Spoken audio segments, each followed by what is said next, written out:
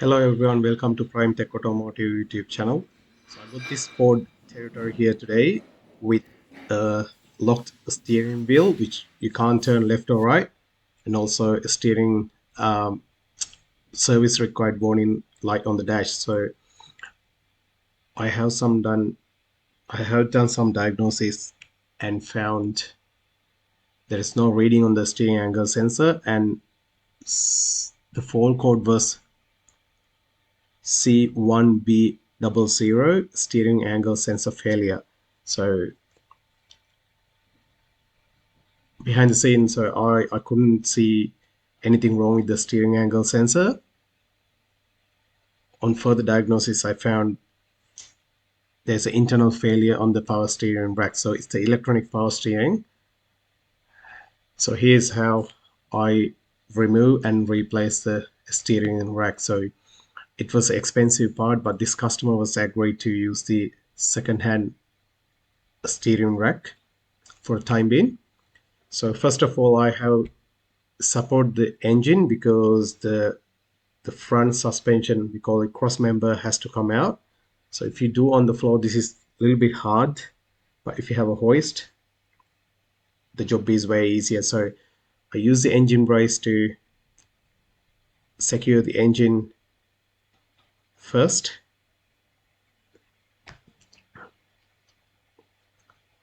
As you can see, so there are two mountings, engine holders on the each side of the engine.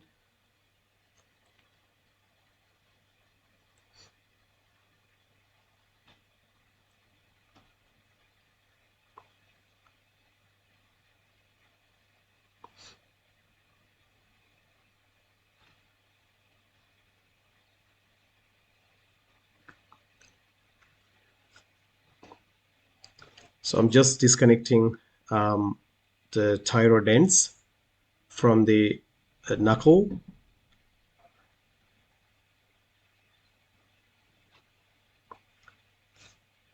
I know when you're hammering, don't hammer too hard, that will damage the knuckles. So either you can use the proper tool, but this way I found easier, and then I pull the ball joint out by using the hammer.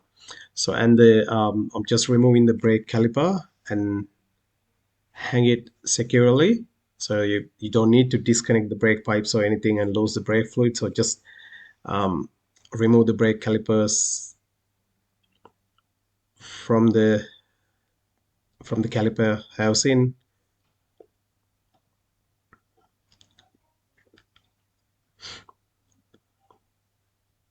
I'm going to use a hook to hold the floating caliper because if you leave the brake caliper hanging for a long time, you will end up with damaged brake pipe. So that's one of the precautions also you have to follow. So just disconnecting the front shock absorber, the strut bolt from the lower control arm.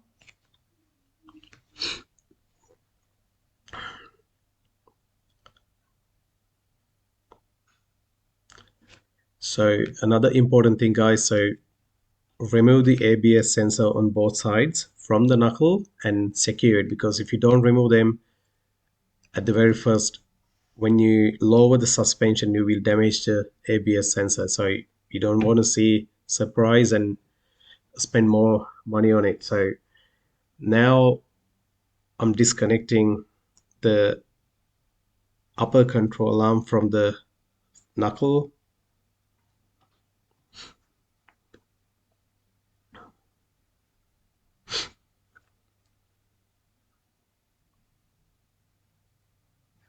So I just shown the video on one side, so you're going to apply the same procedure on the other side as well.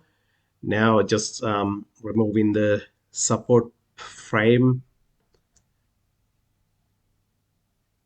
from the suspension system.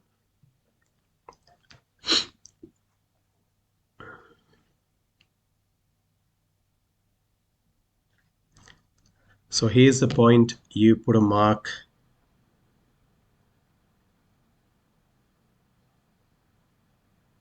on the yoke and the steering rack, but I know you, because it's no point of putting a mark on the steering rack because you are replacing it, but putting a mark as a habit, and also when you're putting it back, when you put in the steering rack back, so you can at least guess where it is. So now I'm just showing which points you have to remove. So you gotta undo the engine mount bolts, and also this wiring harness and the pipes here, and also subframe bolts and the engine mount bolt on the other side, and also the subframe bolt here. So these are the points, and the bolts and nuts you need to remove. So I'm just showing quickly that noise inside the rack. So that shows there's a damage inside the rack.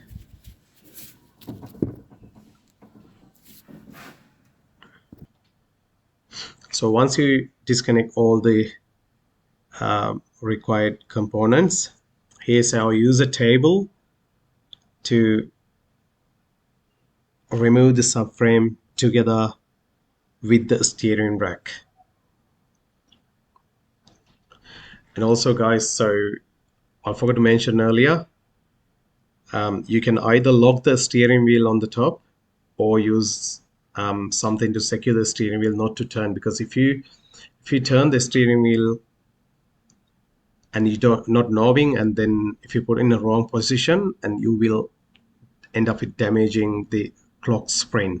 So guys, lock the steering wheel onto one position, and then when you put it back, you know where to fit the steering yoke.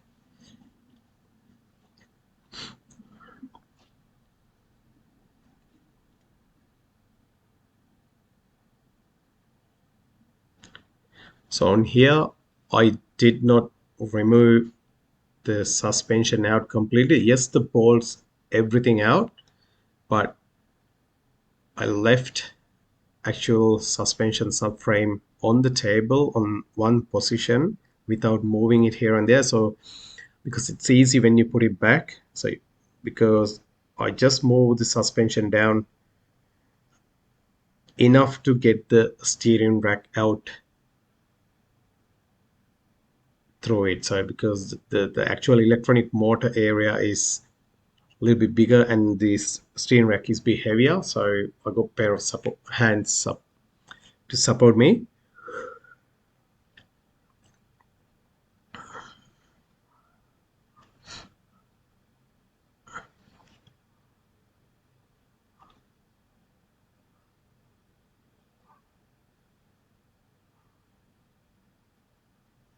Just be a struggle up there because there are a couple of wiring harness going through it, and some coolant hoses as well, so we did not want to damage anything.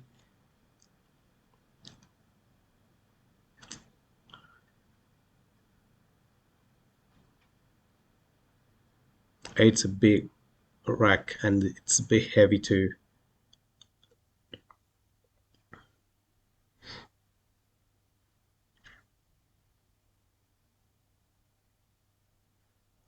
That's it guys, so here's a bad boy out.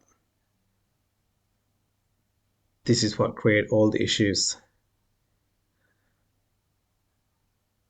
So I just compared the I didn't show this on a video. I compared the rack and the part numbers against the second-hand one which I bought from the car wrecker. So everything pretty normal. There was no issues with it. The good thing is I got 6-month warranty for this rack. So now I'm just inserting the second-hand steering rack through the suspension subframe.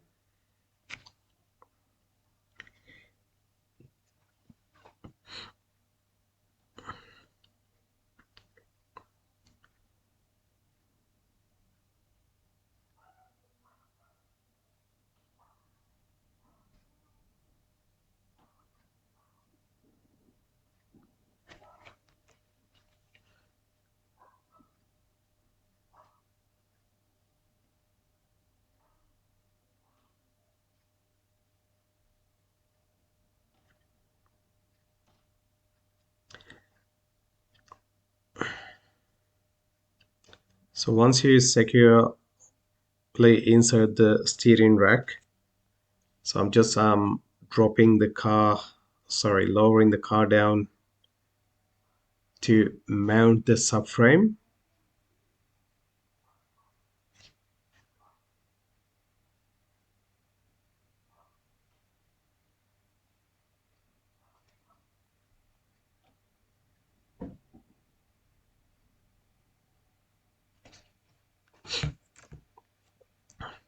So make sure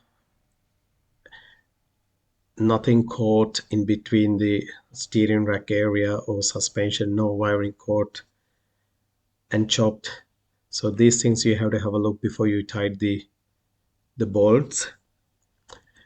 In the meantime, guys, this car was as I remember, it's 2016 Ford Territory diesel. 2014 to 2017 had electronic power steering. So to lower the car carefully so to line up the bolt holes.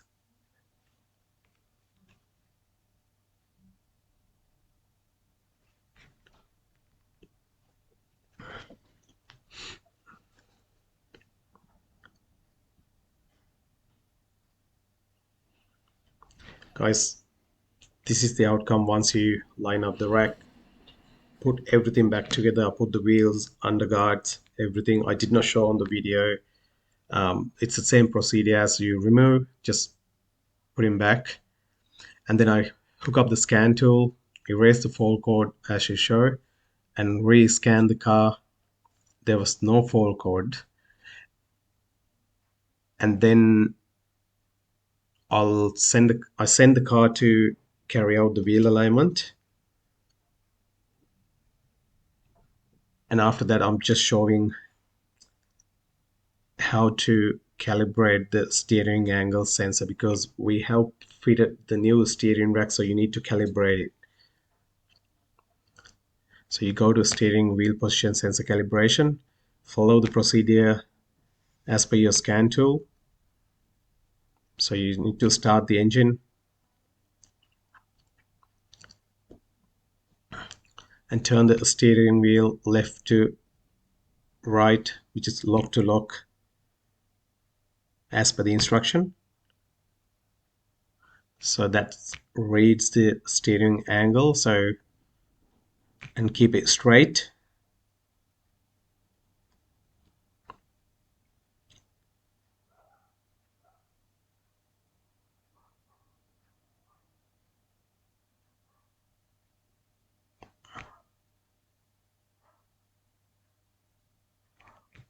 And now the scan tool reading the steering angle position.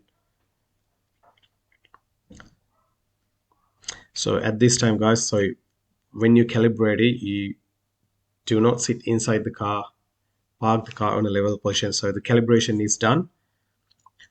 So job is pretty much done, guys. So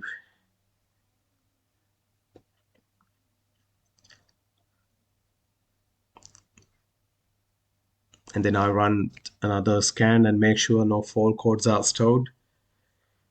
Yeah, everything done. It was about 2.5 hours job. So if you get that fault code before you replacing the steering angle sensor, just read the data and see what actually happened and make sure no noise on the steering rack because this car had a huge noise which I showed earlier. So that's how I thought, yes, there's a problem with the steering rack. All right, guys, thanks for watching.